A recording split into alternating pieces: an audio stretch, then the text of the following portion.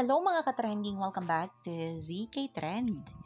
Trending na ang larawan ni Belle, meet, greet, and buy press, pinost ni Belinda. At dahil tapos na ang shooting ng meet, greet, and buy, nagre-ready na ang lahat para sa magiging promotion ng movie. At kahapon ay spotted si Belle Mariano sa meet, greet, and buy press na talaga namang pinag-uusapan ang kanyang look. Maraming nagandahan sa forma dito ni Belle.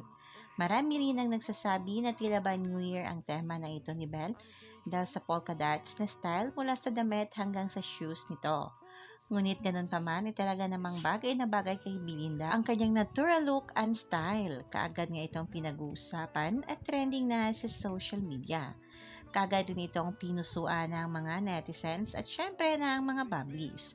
Na ayon nga dito sa kanilang mga komento, "With your beauty and style, even an elevator turns into a photo-worthy background. Happy New Year! Eme! This polka dot fantasy, hello to you, Lady Boss. Napakaganda at model look tayo kahapon. Araw-araw na pasabog, handa na kami, Belle.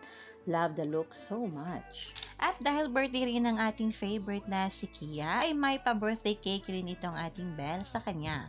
Si Belle pa mismo ang nagdala ng cake at kinantahan pa si Kia ng happy birthday. At talaga namang napaka-sweet ng ating Belinda pagdating nga sa kanyang Birthday to you. Happy birthday to you.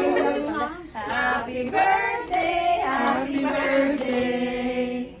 Happy birthday to you. Ayan yung kandila. Wala na siya.